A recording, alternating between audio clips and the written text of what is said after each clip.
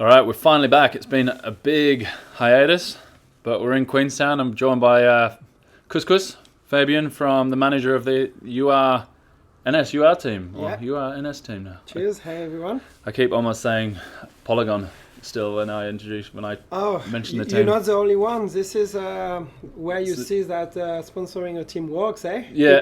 People remember. Has it been 2 years on the NS now, or is it 3? We did 2 complete years, and now it's going to be the 3rd one. Awesome. I was just thinking about this when we were riding earlier.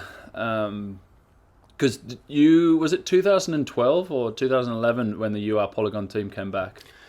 Was it around that time? So 2013 actually was when we started riding Polygon, but I came to Queenstown back when we were riding Mode in 2012. Is it Maud? Was it the Peter Maritzburg round was the first exactly. round. So in 2012, Mick and Tracy were riding already for the team. It was their first year, but we were on Morwood, and that's the breakthrough year of the team where we won best team of the day in Petersburg. And just like, That's why I remember it quite well, because Tracy obviously had done really well. What was she on before that? Orange, and was quite young and real, like tiny little Tracy, and then she disappeared and then came back and won Peter Maritzburg on that first race with the team. Yeah, it was pretty wild. It was for her. She already won a World Cup before when she was just first year elite, I guess. But back then it was so hard to get funded. It was very I think the hardest time for the sports, where getting travel expense was something super hard even for someone winning. Yeah. And I think she was like, okay, you know what? It's so hard and to get overseas, I just have to get a job, and she got a job. And but what happened with the story behind Tracy coming back is I was talking to Mick because I've heard he was getting laid off GT because they moved to get the Atherton, and I think he was like still having a year contract, but the marketing manager at the time didn't want to carry the current team, so he was like, I've heard like Mick probably didn't have a ride, so I was like, look, like, I mean, I don't have much, but we'll get you like some of the best bikes and best support, and he was like, yeah, cool, I come ride for you. It was like so late in November. Yeah. And then he told me like, hey, my sister Tracy, she's riding again and she's super fast. I said to him, you know what, we get her on the team, whatever, And so we got her on the team. She was like part-time. She was not even supposed to do all the World Cup. And I flew from France with a bunch of parts. Took me 2 weeks to get there because I was flying standby at the time as my wife was flight attendant, and then got some parts and do like a bit of a little team camp trying to sort everyone in Australia, and then Tracy, she won the first World Cup, and I guess the team started properly. Pretty strong, put you on the map. Well, it definitely put you on the map for me. Like I say, I think just having, because Mick was riding really well on GT before that, almost winning like world champs a couple of years before, and then was still like really good, and then obviously Tracy had that hiatus and coming back, and then with a win was like you must have been pretty. It was pretty wild. Stoked to start off the. Yeah, it's. I think I still think to date is one of the best race from my career as team manager and also racer, because I was racing there. I was going to ask, because I remember I didn't know you until I got to Queenstown a few years later, and I remember them saying that the team manager was racing that event. And I think back then it wasn't, because you see it quite a bit more now with managers, like with Berniker, for example, managing and racing, but it wasn't as common back then, or was there a few people still doing it? There were a couple of Frenchie, like Ben Reid, I think, did it a bit. Ben Reid, Thibaut Ruffin did it a lot for Commensal. Also, Pierre Charles Georges did it. Yeah. I think the generation of manager rider like us didn't have choice. When we were rider, we were like, it was so hard to get a ride. So you just had to make it happen. So we all kind of started making team for ourselves, and then we loving the team, the sports, to get other people. Yeah. But yeah, no, that one race in Petersburg, it was so wild. I remember like he was just trying to get everything, like just the jerseys and the fork. I remember like we had to buy Fox fork like last minute. We could not even get them for free. What did you have back then? Was it Fox 40? Yeah, Fox 40. Yeah, and then we arrived like with, I mean, you could not imagine how like ghetto we were like to the first race. And Tracy won, me got third, I got 16th, and we were like, whoa, yeah, that's a good start. I guess let's do this. So you're a bit like duck, you know, when you see like a duck like across the pond, but the legs underneath are like. Oh yeah. It's a bit like that because, again, I would have been. What year did we say? 2012. Yeah, 2012. Yeah. So what was I? I would have been just racing back in the UK, just watching, and as a, from the sidelines way back, just watching it on the internet, you can't tell any of the craziness that goes on, and it all looks good. So obviously did a pretty good job there. Yeah, I mean, I guess we focus on the essential. It's getting the guys the confidence and just knowing that whatever happened, we will do the best for them and just believing in them, giving them the best bikes we could at the time, and just then after we just try to be professional, pushing for content, pushing for like a better organization, and just making it a real job. So to rewind the clock from there, how long had you been racing World Cups before you decided to try and set up the team? And so my first World Cup was in 2003. Actually, no, in 2002. Oh, yeah.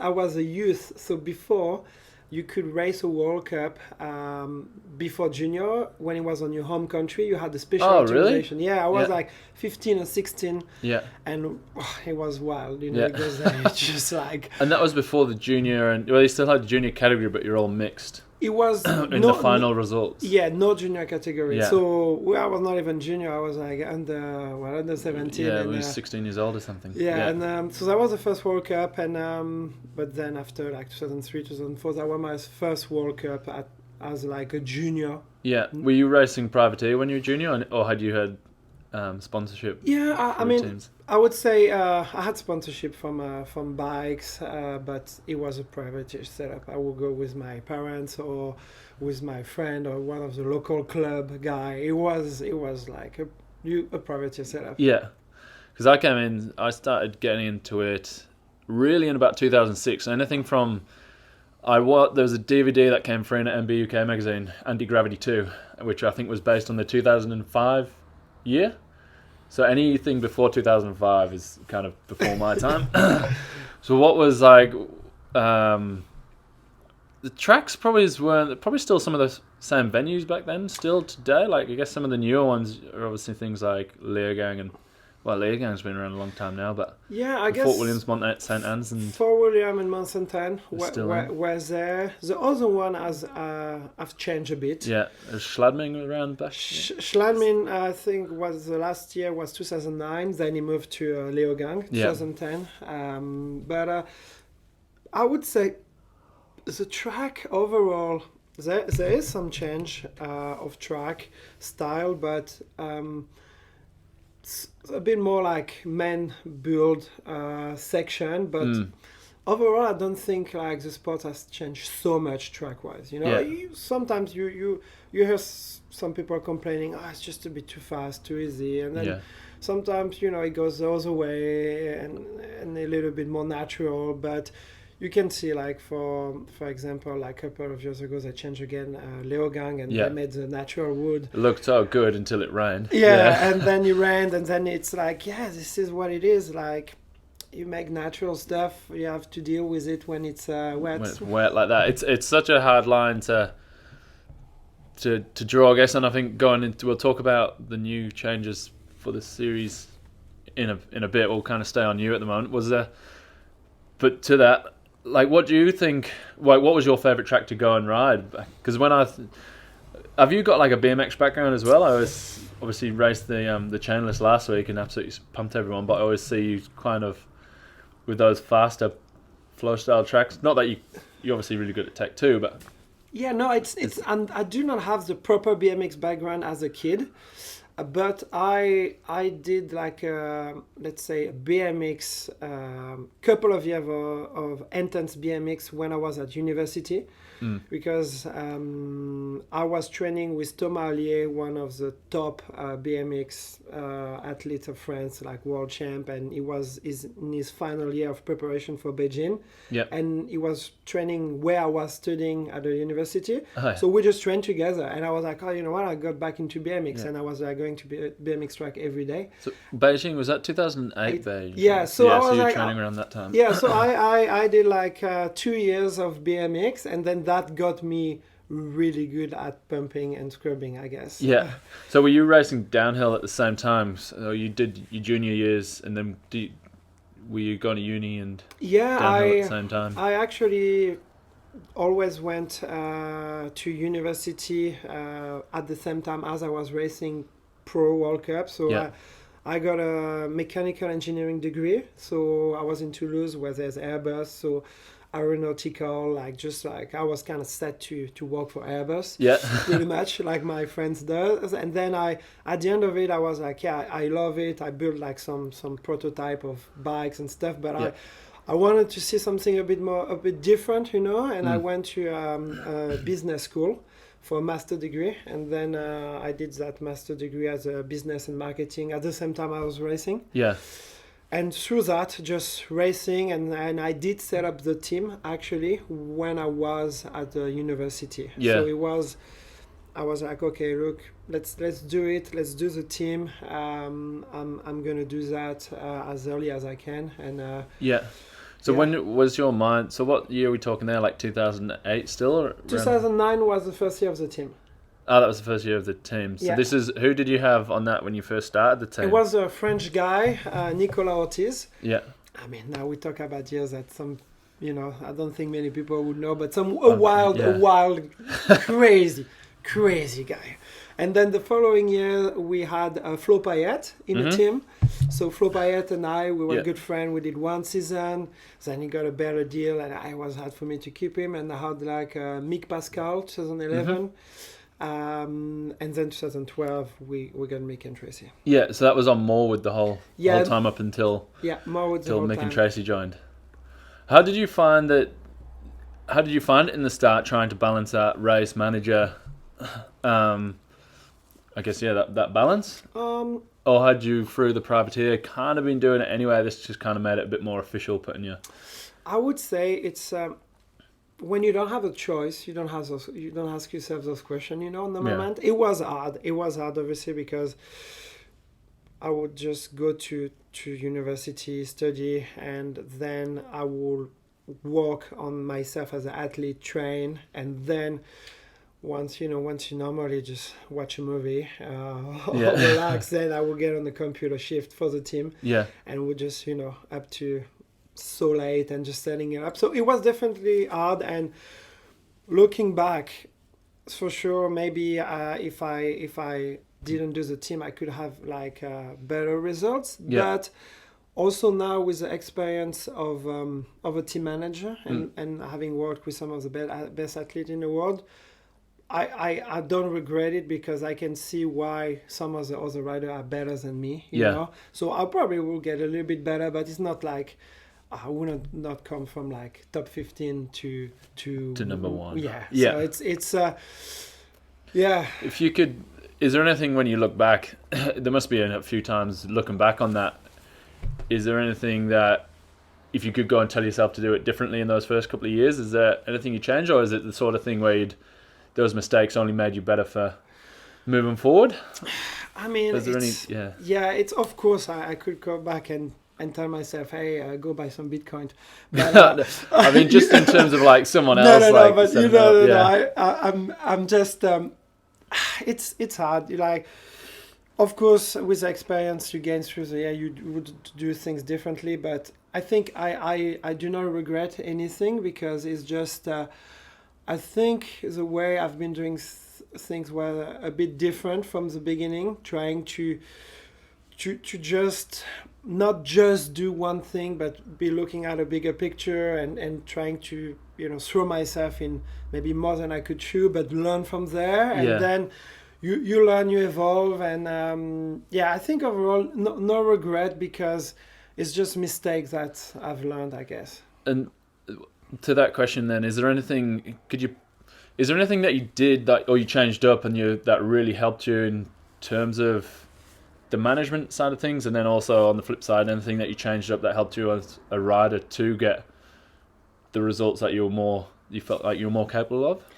Yeah, I guess from a managing point of view, it's just, when you're managing people, I guess if you speak to anyone, like there's a lot of challenge in having a company and especially on the racing, but managing people, it is the most challenging thing. And especially when you live together, it's not, I think, like a normal business where, you just like see people during the day, go back home. We live together, we eat together, we travel together. So, when there's problems and things like that, it's heavy, right? Yeah. So I would say,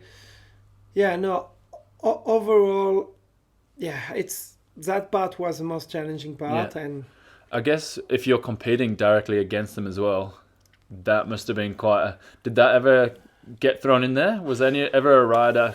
I guess you said you had like quite good friends, but was there ever a time when it was like, you're, I guess, kind of their boss, being their manager, and then you're competing against them, and if you're getting a better result or you're getting some better stuff, was there ever any sort of... I mean, I don't think I was... For some riders, maybe, some riders, we had different type of rider. We had like our top rider, like Mick Tracy, and then we had other top riders like Alex Fayol or Andrew Nisling, and then we I forgot Andrew was on the team. And so those guys, it was more like, if I have a bad day, I know Cous maybe can get me.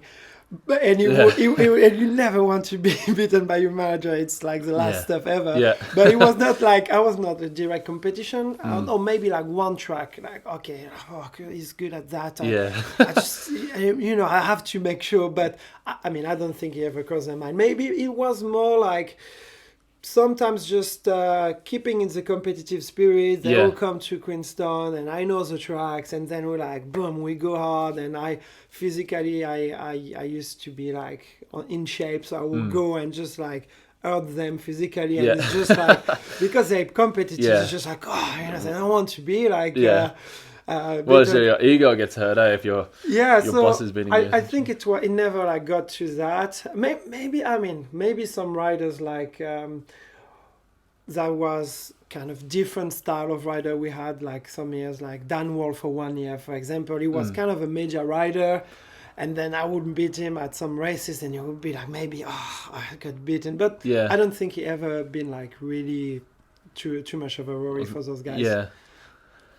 Because that would be... I forgot what I was going to say there, but I guess just to that point as well, just like... Oh, God, I've gone totally blank, actually. What was I going to say?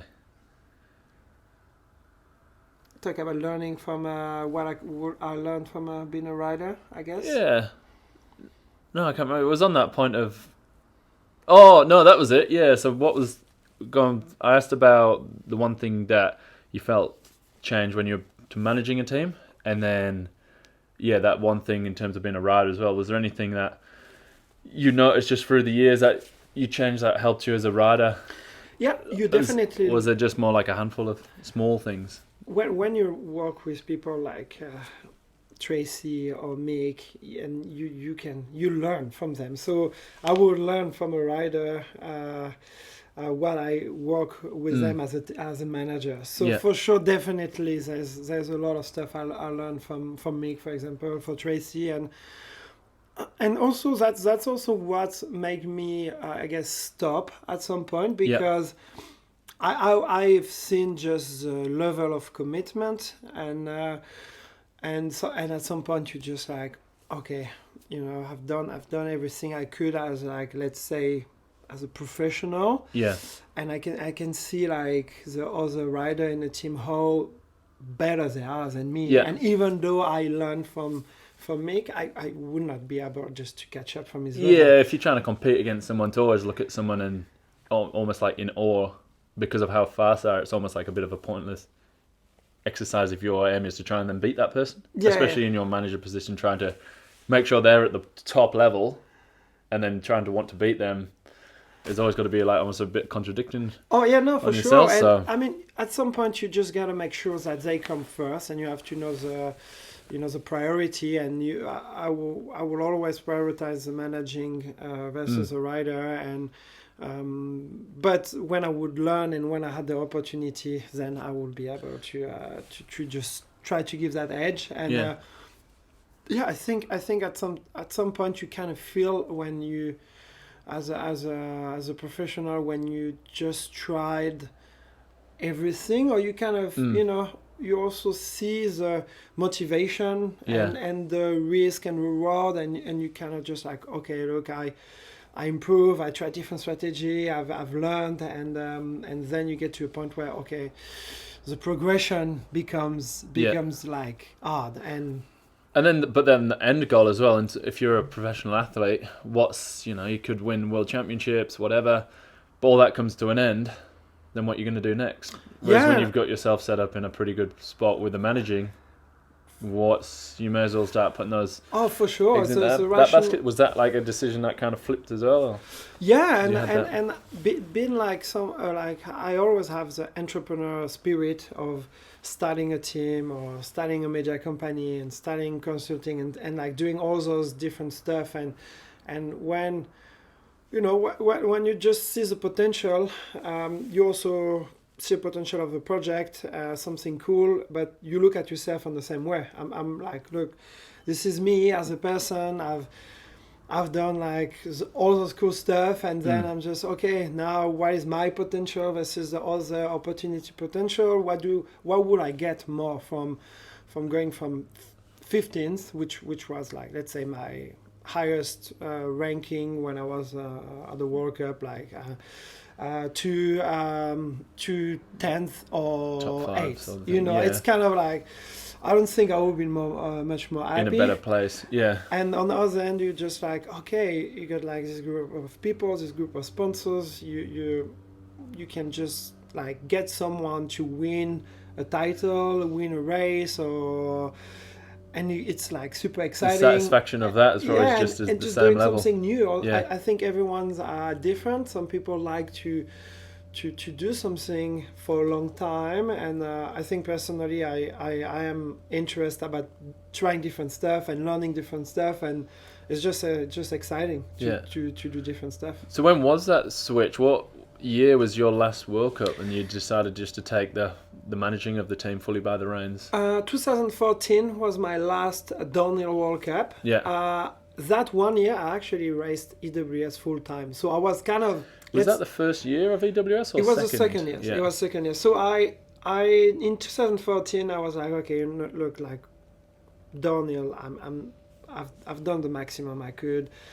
Let's just do managing and also EWS, because at that time, let's say my job, I always had like a managing, but I was more like a director because I had also often operation managers that would have me. So it's not like I was doing every little task. I always had someone that would help me from like the 2013 time. We had like people like really helping a lot of work. So that freed me for EWS, and I did really seriously 2 years the EWS 2014 and 15, and that was like cool. Let's see something new, and I did like top 15 and like was kind of just same thing. I would be like doing something new, exciting. I can get like close to the top 10, and then again, it's just like, I guess my personality, I'm just like, it's hard to see myself going to the very top, so just look at more managing. And I would say 2016 was maybe where I fully kind of just let go of the racing and focus even more in managing. What was the mindset you were in when you were doing that? You kind of transitioned from the downhill to the new discipline of enduro. I guess by the time you were tapering off on the downhill, you were already pretty much fully in probably in that transition stage of stopping racing to managing. You'd taken up the racing. Was going to the races then, do you feel like you had a different outlook on the race? So when you're coming in, you were still, were you kind of like more like picking through riders, almost like eyeing people up for potential to ride on the team at that time as well as concentrating yourself, or when you were going to those events, was it just solely as a competitor to race? Always both, because you even if it's two different job, it's everything happening in your mind, right? Yeah. So the idea and the opportunity come when you do things, and you're not just like changing cap and not thinking about something. So as a racer, I will be like focusing on racing, but then I'm like on the side of the track and I see one guy, like I'm just like, wow, this guy is just so good. And then I'm like, oh, maybe we can have it on the team. So I would say it's always been complementary, and I think it's sometimes that things that work. It's not the best all the time, but sometimes you have maybe a different perspective rather than other managers that are not on the bike. Yeah. You can maybe see opportunity with people that have like maybe just miss something, but you can sit a bit closer, being in the lift with a rider, hanging out with them, talking with them. You talk with them more like casually, you're in the lift, you talk with someone, you're like, oh man, I have this problem, and then you're just like, oh yeah, as a rider we exchange, but I as a manager, I can see myself maybe helping as this rider fitting in the team. So that I think that create opportunity. Because that was one of the things I was thinking before we did this is it when you're putting people onto the team, is that solely your decision, or do you then have to go back to NS and be like, look, I'm looking at getting this rider and kind of clearing it with them, or can you... Oh, it's always the sponsor always have to be involved because I mean they historically through the team our sponsor always trusted me and it was never like, oh, you have to get that guy, you can't have to get that guy. It was more like, look, this is the project we have with the team, and then we have those opportunity, and this is why I think it will work. So always have to pitch it, but as a whole, when something works, people trust you. Yeah. So obviously, it's just like as a manager, you're not like a magician. There's certain thing you can do helping rider, but the rider are alone on the bike, so you cannot do magic stuff. But if you look at the riders we have, we had like the rider during the times they were on the team, they most of the time had the best result of their career. Yeah. So that was something that I think, at the end, people trust it, and sometimes it works, sometimes it doesn't work. But in the end, if you take like over 10 years on the average, you know that. Yeah, definitely saw that a bit, I guess, with people like Kent Gallagher and Alex Vale. Yeah. Like you said, they came on, and I remember us seeing them sort of elevate to another level. Obviously, with Alex getting that World Cup win, which probably still has that asterisk next to it with the rain, but a win's, who's to say? Like, you can't ever really say, I guess. But how did you, being on the inside with Alex, because that seemed to be, I think I heard things just through Pink Bike or whatever, that actually didn't, that World Cup win to him almost became a bit more of a burden. Are you able to touch on that? Oh, for sure. Alex World Cup win was very hard on him, and he's open about it. Yeah. So I can, he's done an interview, and it might have been one of his interviews I heard, and I think because it had the asterisk next to it with the rain, it, rather than being a good thing for him, he wanted to. It almost drove more pressure. Exactly, and the thing is, Alex was riding the best he was when he won the World Cup with the help of the rain. And if you ask any rider that rode that year on the preparation with him, it was just like on another level. Alex was a raw talent, like the speed, the control, zero fear, like fearless. Just fearless, and he was building confidence, and we had like mechanics that 1 year were doing like quite a crazy things with shocks, and he just made it work, and he would just like even build more confidence, and he was just riding so well, and I'm convinced he would have been like on the podium if he without the rain, but all of a sudden you just like you do one of the best runs of your career, and you win, and you just like what is that, you know? And it kind of just like, I don't think he was ready for this. And the comment, you know, on social media, on Pingback of, oh yeah, it's not fair and stuff, like, he was, I don't think, ready for this. And his personality, being someone super, let's say, taking things very like personal, and being like someone very straightforward. You know, it would be like, you don't like something, it's not gonna really just like make the effort and just tell you, oh no, I don't like that, it's just not working. And then he would, but on the other way, like when something doesn't work, he would like take it. And it was just like, he felt a bit guilty. He was like, man, you know, people look at me like that I stole it, like that guilt. And I think, just, you know, that all the attention, and then you put pressure on yourself, and then after that, he followed up with some good results, but not as much. And, you know, it's just, it was, I think, at the end, maybe not the best for him. Yeah, because I feel like seeing the progress into that season, you probably, if it wasn't for that race, would have seen a podium from him later down the course anyway. But that win, like you say, took the opposite effect and almost put the pressure up too much and made him not ride like himself. Yeah, it was definitely mentally very challenging. He was in a hard place, and when you're in a rut, sometimes it's just, even if you have your family, your coach, your team to support you, it's just hard. And that was hard for him. The year before his win, he had a podium. So in 2016, he did a podium. So he was ready to back it up. To back it up. But then, you know, it's just this is where the personality and the mental side of the sport is like so important. This is where, unfortunately, some riders who are the fastest on the bike do not translate their fully potential on the race as a career, and some others that maybe not always the fastest, but get that mindset that can block off some of the issue and keep going. And with Alex, it's just like, he was just a bit too much. And then when that circle comes in, then you have also factors, outside factors that didn't help so much, you know, with some change of bikes that he was maybe,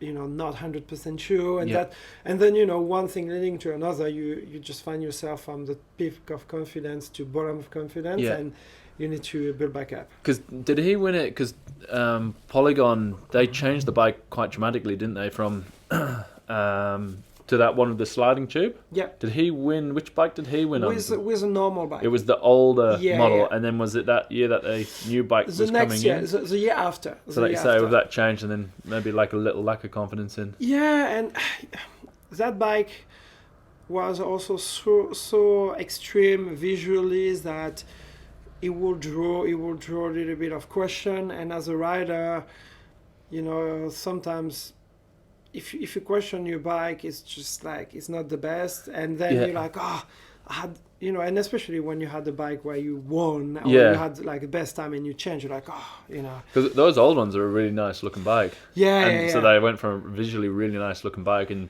I think most people, I'll say the same, like the newer one was definitely not the prettiest bike by any means on the. Yeah, it was different. Some people, you know, because I rode those bikes, and you'd be surprised, like, speaking with people that just loved it. It's just like different styles. Different style, but yeah. So it's one of the things where, going back to Alex and winning a World Cup with a favor of the weather is, for him, it's clearly, like, I would say, it didn't do like good in the long run.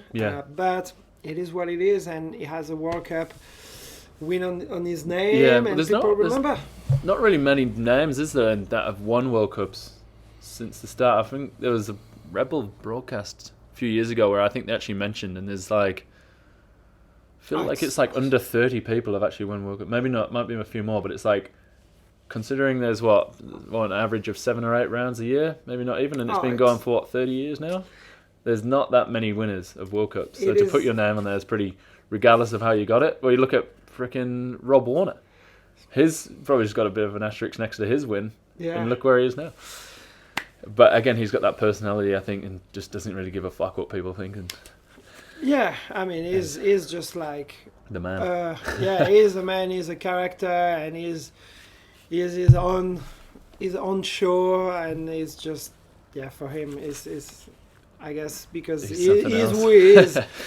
Everything else doesn't really matter as Yeah. long as he's out there and doing what he wants and showing it to people. I think it's Going back to we're just talking about you bringing on new people on the team. Sorry, and you're saying you're talking to them in the lift.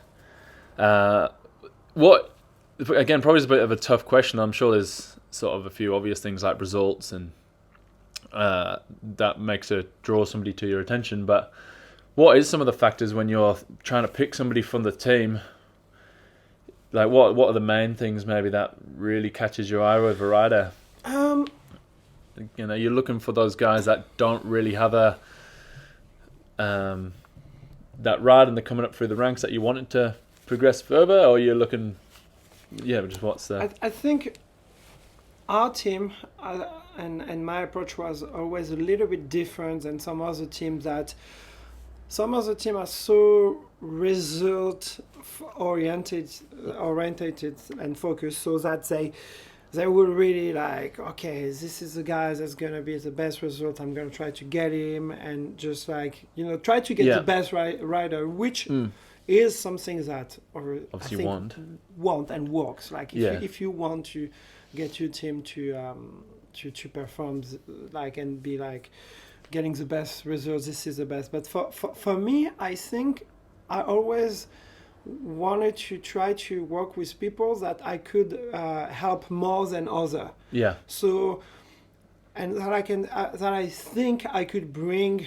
something that will match what they need. And because with the house in Queenstown, where we do like the camps since 2014, and with maybe my profile of rider and some of like my personality and stuff like that, I think I can work with different people a bit more extreme and on some ways. And so I was more like, okay, what can I bring to the people and how can we work together? Yeah. And that will fit, let's say, our way of work, and that will fit our sponsors rather than just purely go and like, okay, this is the fastest rider and like purely go results. Like with Mick and Tracy, we did like more than 10 years of their career, and it was through the ups and downs, and we were really complementary about helping each other when it was down, helping them, managing their career and trying to bring them something that was fitting to them. And I think this is what I'm looking at when I look at riders.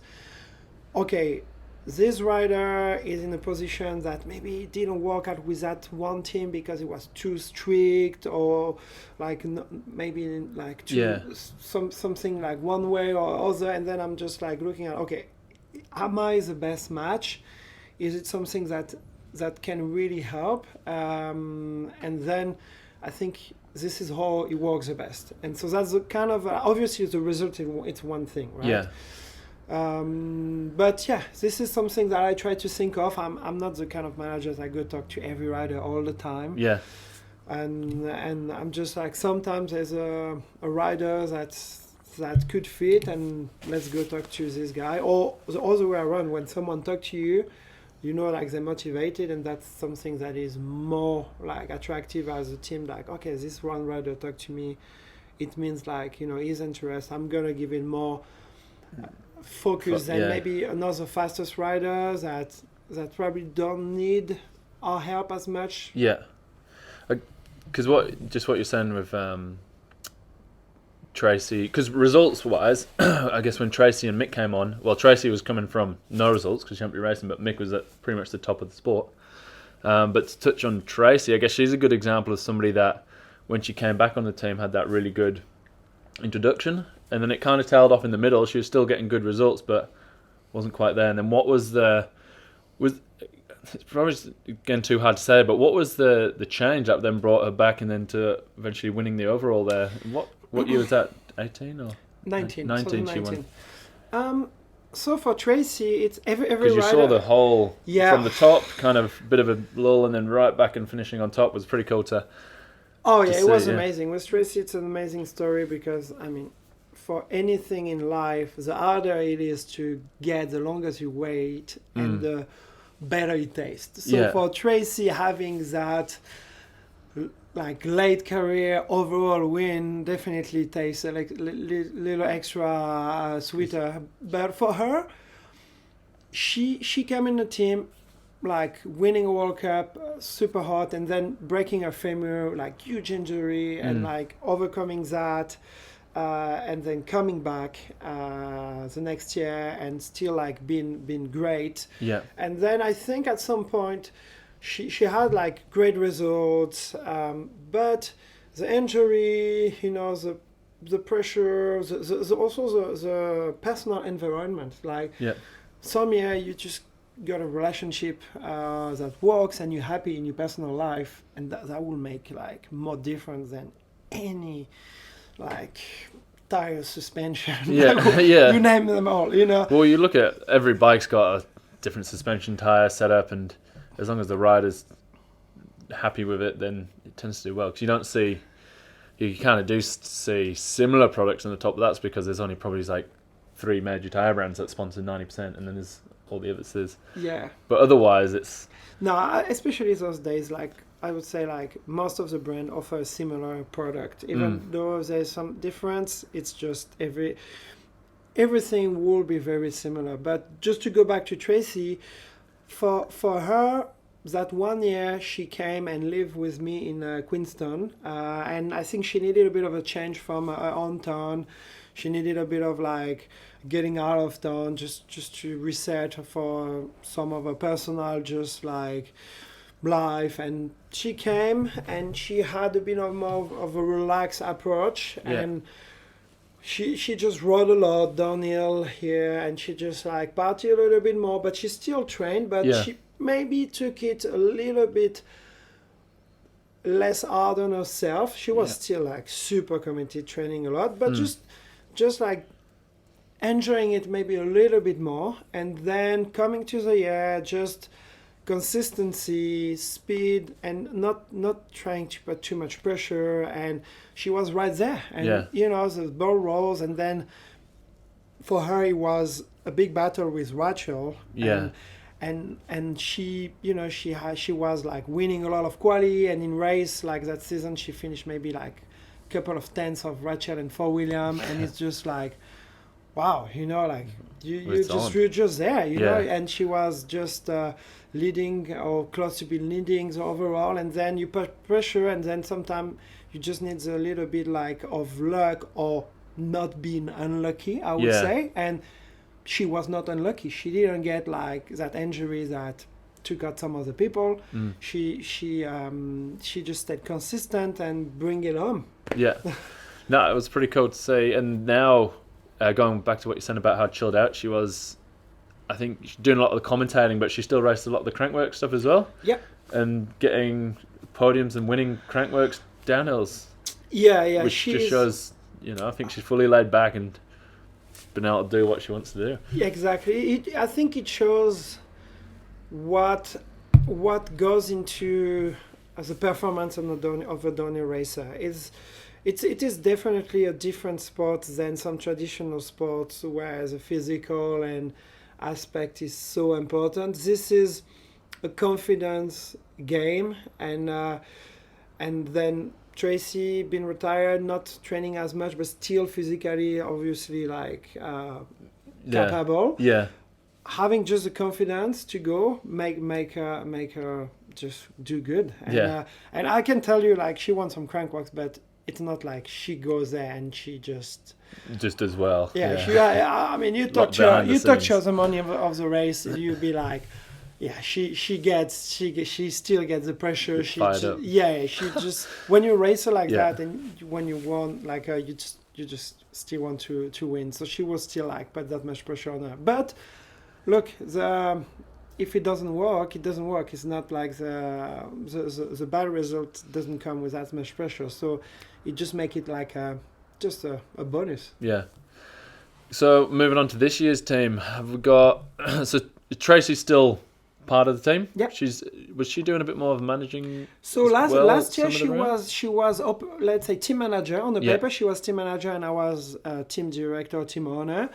But this year she will step back from that a little bit. Let's say she's still going to be involved in organization, helping on the background. But on the races, she will step back a little bit more because her being a racer and having done more like a managing last year, I think she found that she loved some of it, but she don't see herself being like a manager as a career. So she kind of took the decision, okay, I love some part, I don't love some part, but I don't think it is what I want to do long term. So we bring her back and we're going to try to do with Tracy more of different stuff, some coaching, more e-bikes, more media. I'd like to say she was good at the commentator. So I thought she got better each round as well. But even the first round, she was awesome. I thought pretty funny. Something that is great with Tracy is just like she will put the work behind whatever she do, and like commentating, she was just fired up and learning and practicing and. And yeah, I think she's bummed that the Red Bull is switched because obviously she loves the Red Bull guys. Yeah, they were such nice guys, and she was good at it, and people appreciate it. Well, she had like a good personality. She wasn't too. It almost to a certain degree looked like she was winging it, which I'm sure she wasn't, but it was just showed didn't seem like so like structured, and she wasn't like just a stone.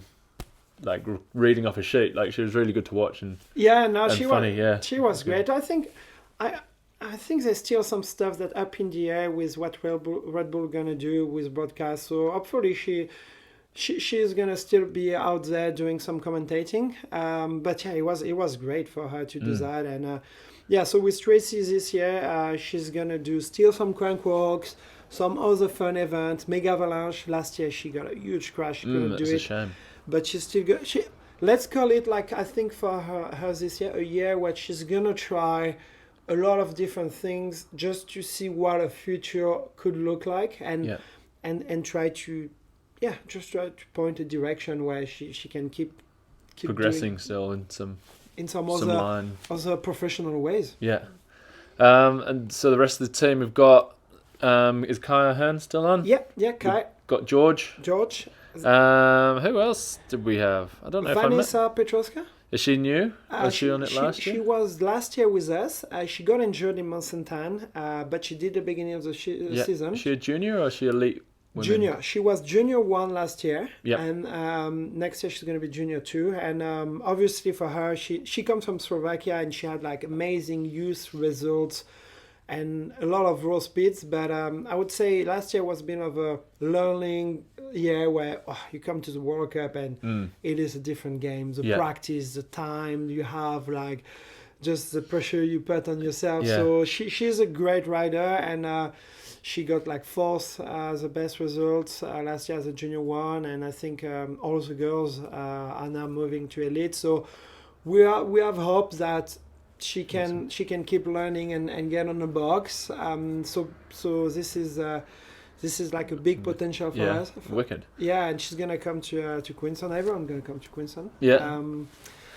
Then we got Sam Reynolds still. Oh, yeah. Yeah, Sam, because the team always been doing different stuff with enduro and free ride, and he's the OG. He's the man. Yeah, he's the man. He's the OG.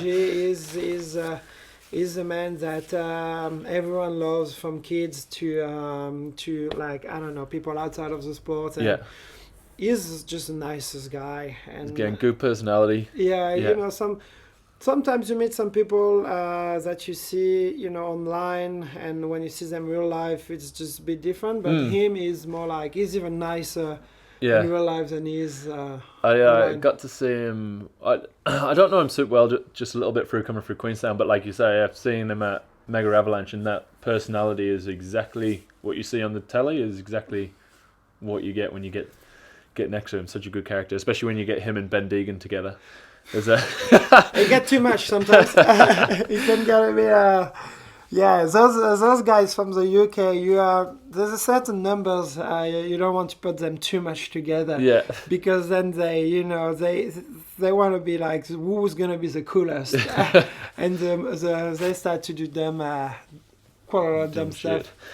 So you got Sam. So you got the 3 races. You got Sam. Have you got any other junior? We got a youth rider from Germany. So Vinci Vodan, and he was with us the last couple of years. But obviously, when you're so young, you just help a little bit, but not too much, because it's just you want to have fun, you want to progress naturally. Now being like a cadet youth, we're gonna step it up and just try to bring him ready for Junior World Cup. So he's got 1 more year in youth, and that'll be 2 more years actually. Oh, it's 2 more years in youth, so it'll be a couple of years. So is this a sort of development program from your team, or is he just kind of part of the team? Obviously, he can't come to the races as such because he's not racing, but he is definitely like the development part of the team. We don't have like such a development separate team like other brands have now. We just have one team, and within the one team, the riders have different goals, and some of them we can call it like Vinci, like early developments, and then you can have like Vanessa juniors. That's still a development in a way when you're junior 1, but you World Cup development. So I feel like that development, it almost just keeps going until you're getting to the position you want to be in, really. And it's all the riders have a different career progression. Some people will like just progress so fast when they're 14 to 16. They rock up to junior, they are like winning machines. And then some riders take a bit more time, and they just need to find their confidence. And I don't know, Greg Mina, he had some early years, like for example, win, but then like some other people like Bernard Kerr, for example, it just like the beginning was struggling a bit.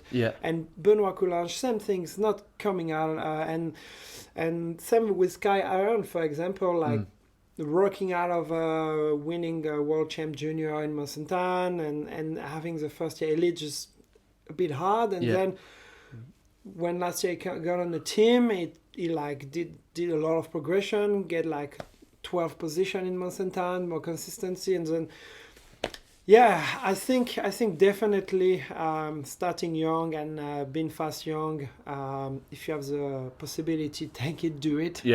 But otherwise, that mindset of progression can be applied through your career. And so is that the team? No. So they're coming to Queenstown. Are we going to get any videos?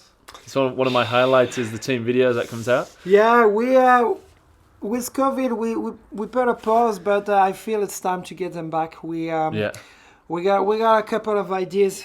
The problem is topping up. When you've hit the standard pretty high with the last one each year.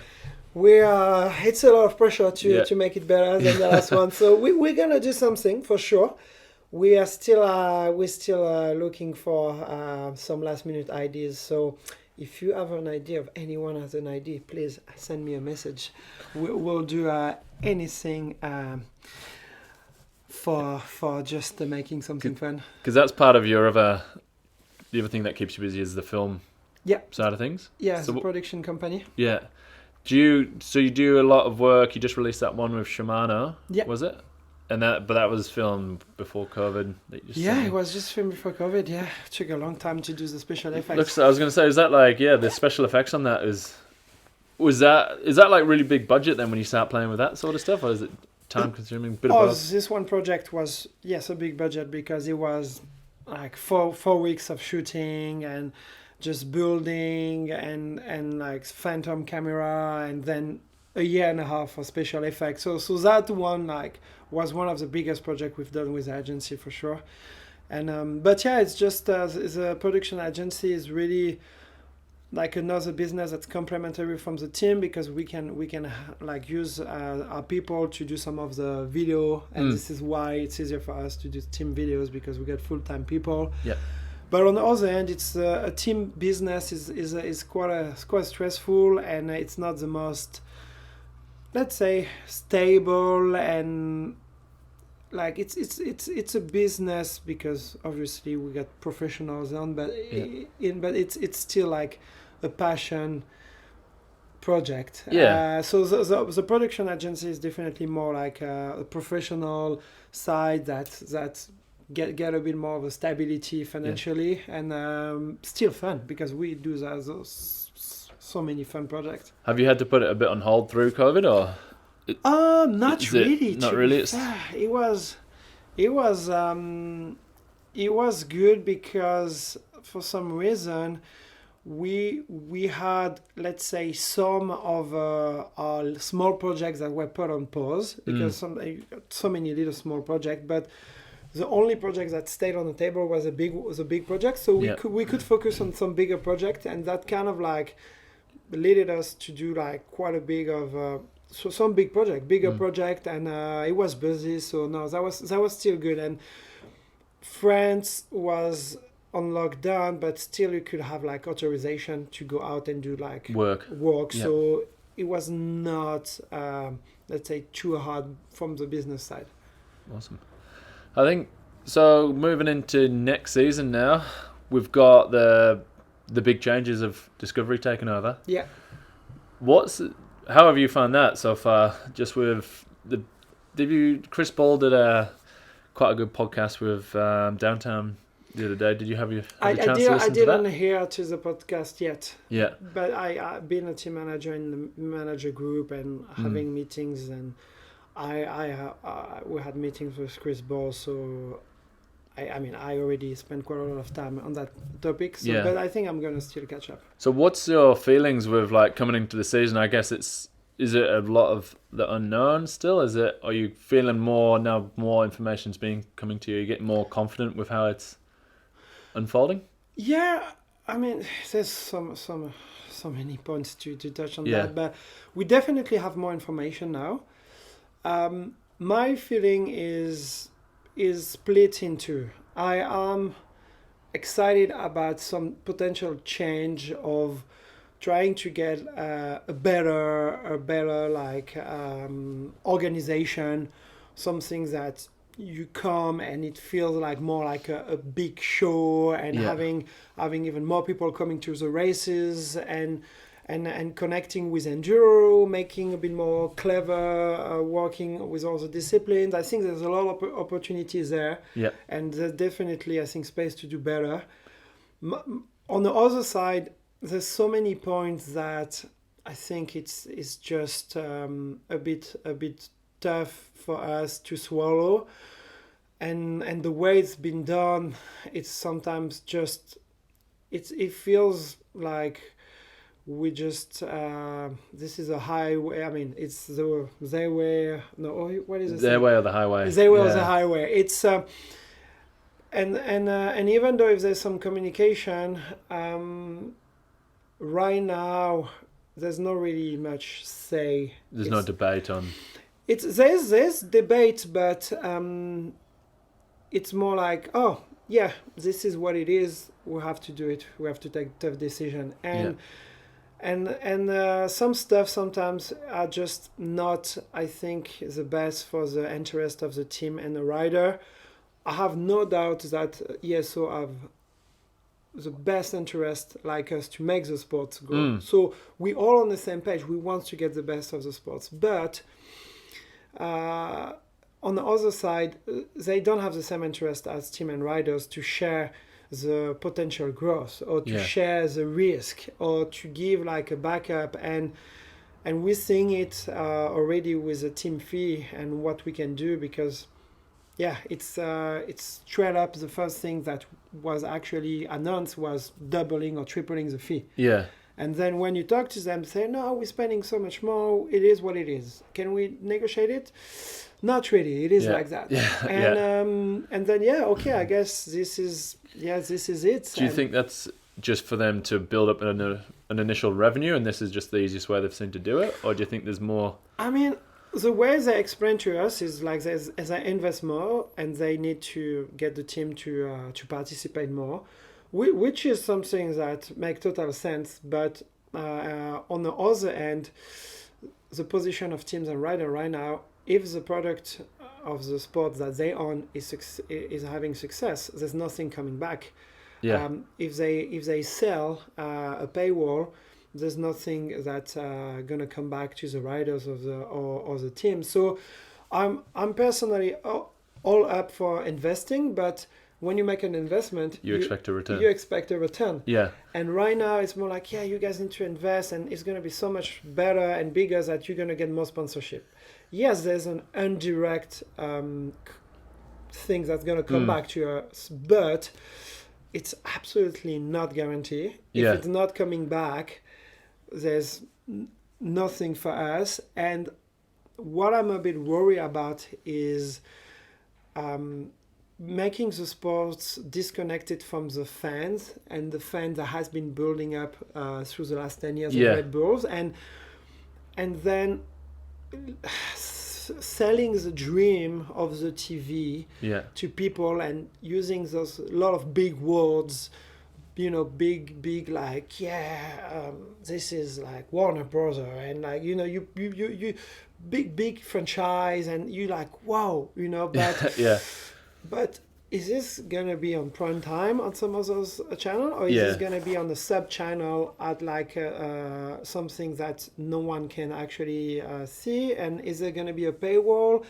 and those kind of stuff are things that have been discussed, but at the moment, being involved with the team discussion, I will tell you the biggest problem that I think we have is us teams not actually fighting for more.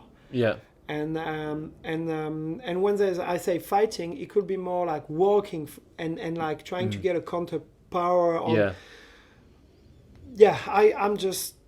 I'm on those meetings. I raise my voice about trying to set up for more, to try to get more for us, but it doesn't seem like it's shared by a majority of teams, and it seems like people are happy just to not try to get too much more, but keeping just like, this is what it is, we'll see what we can do, rather than hey, we are the people that needs to propose more for our sponsors, for our rider. And I don't think it's in the culture of the manager right now. And I think being in, like, say, been in the sport for so long, and there's probably been changes that have been made through discussions that you've had with the previous, like, with UCI or whatever, organising the races that have changed, and then to get that. Yeah, to be fair, there were not much discussion before, and that was something that was always criticized through the teams. It was more like, we don't talk too much. But on the other end, it was more like complaining, but no one really would just push too much to talk to them. When COVID happened, there's this WhatsApp group of teams that created, and we start talking more to UCI. But now there's more talk with ESO, but you will be surprised by how much communication there were. Yeah. And how much involved teams are in the sport. There were no involvement for the last 10 years. But overall, something that was happening is the sports were growing. So I think it's just like, you're a team manager, you're like, it's okay. Every year the sports grew, the budgets grew. There's no really need, to be like starting to shake things up because everything progressed. So I guess it was more like, the sports is just growing, everyone are happy, and everyone happy kind of with like why change a winning team? And people are happy with what they have, and it's a bit of we could get more, but on the other end but now with so much change, I personally think it's an opportunity to be like, okay, now we're setting things up for 8 years. This is the length of the deal. It's time to step it up. It's time to let's say be responsible managers and really kind of try to take outside of the corners, which include the sponsors and the riders, and try to get them a little bit more. But again, it's if there's 5 teams or 3 teams that just happy to push, it's not going to go forward. You need a majority. How do you think this is going to affect series like Crankworx? Have you heard many people kind of looking at Crankworx being an alternative series, or do you feel like, is it probably too early to say that the downhill is always going to be the pinnacle and that's where you're going to want to put yourself? Could you ever see Crankworx becoming the pinnacle of downhill as well? Because that's got the whole show around it with slopestyle, pump track, whatever. So it's already got that show element, and a lot for us. If a spectator turns up at Crankworx, they've got so many events to watch as well as downhill, whereas the downhill, you've only got the downhill, but you've got the best of the best that you're about to see. I think the problem with Crankworx is about the riders. If there were really so many things going wrong with ESO and the new organization, that it will be like a total disaster, and that it will come to the point where our sponsors will be like, what is this? You guys need to do something. Then maybe teams and the riders will be like, oh, okay, we have to do something and go to extremes. And then Crankworx will be like, okay, we go to Crankworx and we all come to Crankworx. But unless, there's something that force everyone to don't race a World Cup, it's going to be very hard to get Crankworx as the pinnacle on downhill, because you just have a lot of work going behind the scene to be ready for the World Cups, and just adding Crankworx to the full schedule for all the teams can be a challenge on travel budget. So I love Crankworx. We go to all the Crankworx since 2009, and I think the more races, the better for the sports. But on the other hand, you talk to riders, they are hyper focused, and they're just like, okay. Some of the riders, they just want to focus on World Cup. That's it. Some of the other riders take Crankworx into preparation races and stuff like that. But I think Crankworx is great. He has his space, and as many top riders can come, the best. But if we talk about getting something on the same level of the World Cup, it's gonna be hard on the downhill side. Yeah, definitely would take some time. I guess and the final thing I want to touch on, there's heaps of changes, but the biggest one to the formats probably is with the semi-final. Yeah. What was your initial thoughts on that, and how? I'm like, I guess my opinion on the whole thing, just to take the pressure off you a second, but is like, it is so hard to say until it's been at least had 1 year under its belt. But to that, if they can, as long as they can put their money where their mouth is in terms of giving people the exposure because is that the aim with the semi-final, as far as I was aware, to try and get that more exposure, or is it to try and help with the live broadcast? Yeah, and that's a very good question, because they are saying like, no, we're going to have the top 30 and that's going to be the guy we see and race. And that's going to be like our final.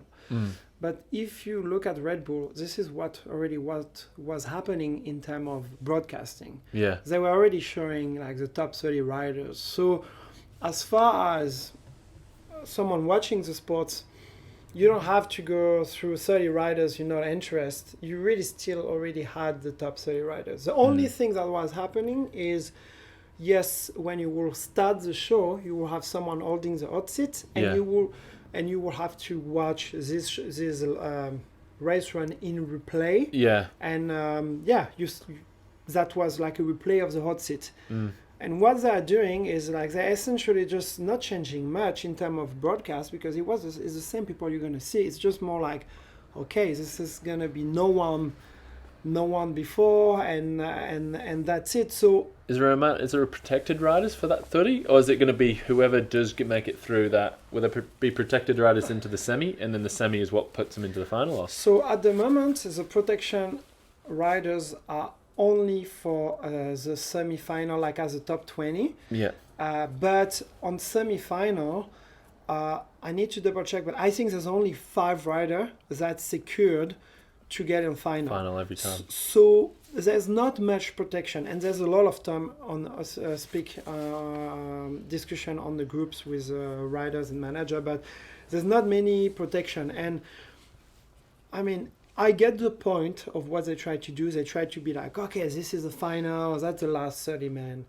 But one issue I have is with the sports being not as consistent in results as other sports. I think some people forget that from one track to another, there's a huge separation of results. It's not like you take like Formula One. From one track to another track, the rider skills make a difference, but overall, it's you know that the fast people are the same. Yeah. And again, it's so I think when it comes to F1, the car plays such a big part into it. Whereas with mountain biking, it's you know what? Let's take motocross. You know, even it's like more closer to downhill. It's like that. There's still like a mechanical effect, but like this is gonna be like the top 10, top 5 they're gonna be the same because they as a rider so good. They're so good, and because there's quite a big of a good consistency in between what they race one weekend to another. Rather than for us as a downhill, the track are very different, and you can get someone that is so good at fast. Like Fort William, and then someone that the other weekend is just so much faster at like steep, and that create not a consistency in results. And that's why I think it was so important for sports to get the final more people in. Because you just one weekend and another is not the same people, but the more you narrow the finals, the more you take out some of the people that have a problem or could be like not as good on one track but still are so relevant. And then if you talk about on top of like having the track difference that just like make a lot of mix, you add up the crash and factor risk. A lot of other sports have room for mistakes. A lot of sports like take them all, whatever you name them all. You can just do a bit of an off track. Even Supercross, you can go outside the tough block, join back on. Downhill, if you go out the tape, your run's essentially done. And so you essentially like is a sport with no room for error, and you multiply the number of time you have to be there, not making an error. You're just gonna have people that statistically that crash because it's just the nature of the sport. And those people could be people that were like so good and just are taking out and not going to be in a final show, and that's just something that I think will just take a bit of the edge of the downhill. It's going to go a bit closer to consistency and people that are able just to repeat a safe run. And also you're gonna get some people just going absolutely YOLO. Bonkers. It's just because you, like myself, I was not like a consistent top 20 rider. I did quite a few top 20 all around, but or top 30, let's call it like that. And I knew I had to go absolutely bonkers to be like top 20 or top 30. So you're going to get like 50 people. That's just going to be like, okay, we at the start. They're going to pray and they're going to go. And then on the other end, you have like good riders that try to progress, that mid packs, that consistently there, but they're like, oh my God, like those other people that not like that far behind me, they're going to go YOLO. You're going to go crazy. So they're going to have to go a bit more YOLO. And then you have like, even like the top 5 and top 10, there's going to be like, oh, this track is so fast that the gaps are so close that I cannot even make a mistake, And it's just, I think it's naturally going to take out some fast, exciting rider out of the final. And I don't think it's going to be what people want to see. It's probably... When you're someone you want to watch the best guy race, you don't want to get like, oh, one of my favorite riders out just because he had the flat or just because he had a little crash. And we'll see how they change the qualification, but I don't know. It seems like the goal is the broadcast in the TV, and it's something that's different from the racing. You still can get like some people in the broadcast, like Red Bull were doing, showing their run, without having to take them out of the race. So we'll see. I mean, if it was me, I would have done a little bit different. I would have worked more like on the timing in between riders and get those 60 to 30 a bit more stacked together, and that's it. You give them the chance and just that was going to be pretty much answered. The one thing I was going to ask was if it was up to you, what was that one thing? But I think I'd agree. Watching from, I'll watch. You'll obviously be at the race watching most of them live. I watch most of them through Red Bull TV, and the one thing that annoys me is how long the broadcast takes, and yet you only see 30 people when you know there's people already riding, especially when the women finish and there's an hour of nothing until the top 30 start, and then it kicks in with almost like a recap of what's already happened. And if you've been watching it, you already know because you only watched it an hour ago. So and even talking about some of the downhill stuff as if nobody knows what it is as well. So, which I understand in terms of getting new people into the sport, they're going to have to sort of talk about a few things in layman terms so people understand what they're saying. But at the same time, that takes away from somebody that does know the sport and just is there to see the riders. And the more you follow the sport, the more names you get to know. And then when you're not seeing them on the broadcasts, you I don't know, it's just not as it's not I mean, it's not as fun for someone that follow more people because the reason why you bump to not see some riders is because there's so many stars.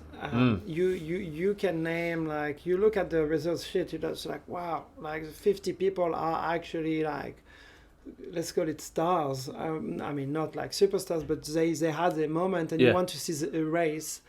So, but on the other hand, what they're gonna do is gonna help what you say between like putting less time in between the woman and the man, because it's not gonna be like those 30 riders and that weight. So that's gonna help there. It will be good in that respect. But again, hey, I guess those guys want to make some change and they want to try some stuff.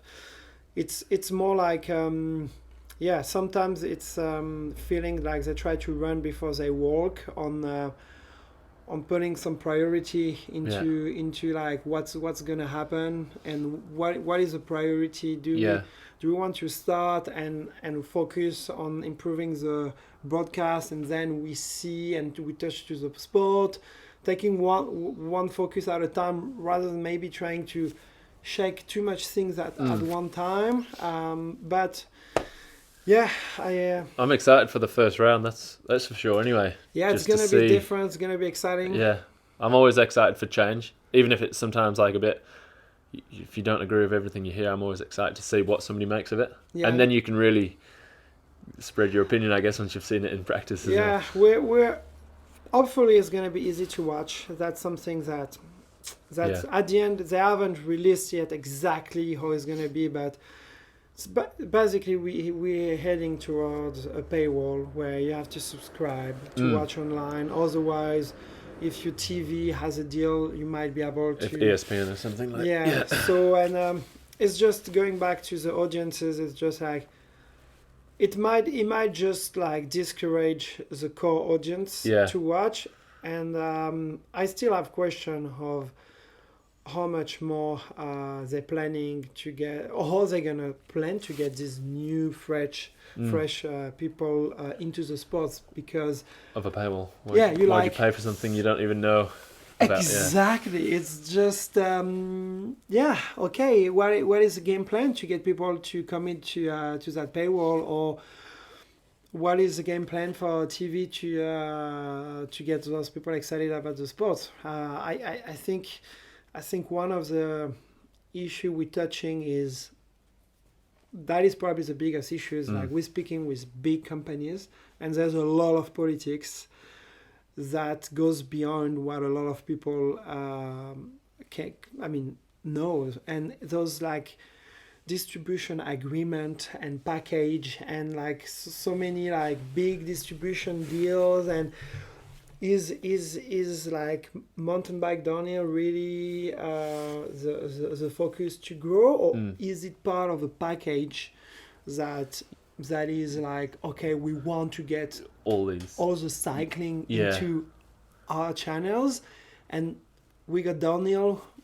And is it gonna be a priority? Yes, no.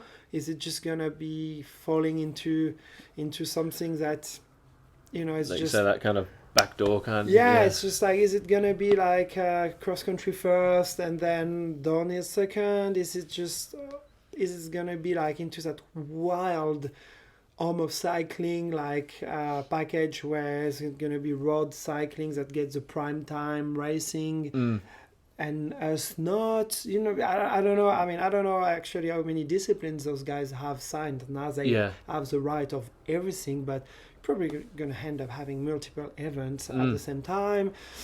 Yeah, I think that's my main worry, is more like we get kind of just pushed back, and there's no question asked. There's no question about why the sports grew. It was thanks to Red Bull and Freecaster. Yeah. It was Freecaster, 2009, 2011, that put back downhill. Rob Warner. Yeah, it was like because you asked me a lot of questions throughout, the history of the sport, that I think if you just like watch the growth of the sport, it's pretty simple. Start from the beginning. The sport is new, it's exciting, it goes mainstream. All those big deals with, like, in the 90s with the big brands, Nike, Grundy, like, boom, Mountain Dew, like, went mainstream. Then all of a sudden, like, it just not become as cool. There's a bit of a crash, 2000, maybe, I don't know what was the crash of the internet or whatever. I was too young to understand. So the Americans stopped winning so much, maybe. Frenchies, Nico Vulio started winning and the Americans lost interest. Yeah, I think it was a lot of parameters. I think people just realized they were dumping too much money in some stuff. But anyway, it crashed. And then it was like 2000 to 2009, it was rough. Like, the sports were just like, you will watch Earth, you watch a couple of online videos, that was it. And then Freecaster arrived. Boom, it put back downhill and people were excited, and it's just like, it started really growing, the sport. 2012, Red Bull took the broadcast, and then it's just like every year they were putting more work, and they grew the sport. No one else. At the end, the broadcast was, I can't even think of how it started, but those final broadcasts, although there's still those little points that I didn't like. It was a full show though, which was good. But if I could just have a bit more riding, I would have been happier. But no, but it was good. So now we're to the point where our sports kind of like grew mainly because of the live stream. Of course, there's social media and just naturally the sport of mountain bike being more accessible through e-bikes, through better trails, bring more people. And now, we might go away from one of the main reasons that was a success, and the other plan is quite risky. And you can see with other sports like WRC, like the rally car, it's not like a magic formula, like, hey, let's put it on TV behind a paywall, is gonna be huge, everyone's gonna love it. So that's as someone that's been there and I love the sport, that's something that I think it's a bit of a big risk, but we'll see. Hey, when's the first round? It's Lenzerheide, first week of June. So not long, but we'll find out. I guess we'll probably start wrapping it up, but is it true that you used to be a snow bike racer as well? The snow scoot, and we were pretty good at the snow scoot, huh? 4 or 5-time world champ, I forgot about it. No, it's it's been actually the first sponsor of the team when I launched the team. Black Mountain was a brand of full suspension snow scoot that were quite innovative at the time and making snow scoot easier to ride. They sponsored the team because I was riding them, and I ended up kind of taking it seriously for 2 or 3 years. And I've been world champ because it's Yes, I've been world champ. Yeah. Sports is sport. What you say? 4-time world champ. I think five. Five. I cannot remember. It was like dual slalom, border cross, mainly, and I think I got one downhill. But yeah, it was a side little passion that grew into something that I was good at. I guess. Perfect. To be fair, the sport is amateur, always been amateur, and I came in with the professional, let's say, preparation of mountain bike. So I was really at the top of my shape, and just bringing some a bit of different riding style with a full suspension, just having just a little bit more grip, just like putting a bit more like drift into it. And like the Rossi or the Marc Marquez of the snow bike world. Pretty much. And also, you know what, just pumping, like scrubbing, and yeah, I was just like shot to the race, national champ. I finished third. I was like, wow. And then they said, like, yeah, go to world champ, and the world champ was in Canada. My first one, it was Supercross ice track. You like the most like dangerous, lethal race you ever done, because it's like -20, and it's just like those guys were like in Canada so stoked. They made like it was like basically who can ride it like without dying. So how many people did you race with other people at the same time down the track? It was border cross. I think it was 6. Yeah. And then 6 and 4. Then dual slalom, so normal dual slalom and downhill. But you on the dual slalom, you're separate tracks, or separate track, dual slalom. But the border cross was just wow. Was that the gnarliest one? It was gnarly. Yeah, it was gnarly. Yeah, that was fun. And I actually now I live. My new home is Squamish, Canada, and I brought back my snow scoot there and. Get back the good old scoot. Do you get funny looks when you get on the lift? Oh yeah, for sure. The lucky I've been. They obviously don't know your history. No, yeah, I mean it's have to tell them. No, world champion. I don't like to say that, because it's just like it's such a small sport. It's done as a joke, but I you know what, I'm still proud of it, because. When it's a world champ start, even though it's not the biggest sport, you still like get in the gate and you just like, okay, it's world champ, and you still like, okay, I gotta bring it home, you know. So the pressure, like you put on yourself, is still pretty high, because you'd be stuck to say it. I'd never turn up to a line wanting to lose. But people are just like, oh, what is this? And in France, it used to be popular. Couple of years ago, but I mean, skiing is so much easier, so much like bigger that they just don't know. But I turned up to Whistler. They do a couple of laps on the snow scoots. They just wondering what these things is. Yeah, epic. Yeah, but lucky I'm French. We've been raised not giving a shit about what people think. Yeah. That otherwise, will not be able to do that, because you don't look the coolest on track, for sure. And you just pretend you can't speak English as well if anyone asks? I pull that sometimes, but I pull that to get out of trouble, mostly. With the ski patrol. Yeah, oh, sorry, I didn't know that. Cannot take this lift. Yeah, that's an easy one. It's pretty convincing anyway. Better than my attempt at not speaking English. Yeah, that's one of the advantages to know another language. Getting away with a little bit more things sometimes, but... Yeah. It doesn't work in France. If you tell them that you only speak English, that gets you in more trouble, so... What do you mean? I thought French people love English. Yeah. You'd think so, being so close to each other. I don't know. Never mind. Well, we'll wrap it up there. Stoked to get to sit on the sofa with a world champion. And that was awesome to talk a bit more about the history of it. Yeah, that'll make me feel odd. I'm going to go nurse my lock back, now. Yeah. Switch.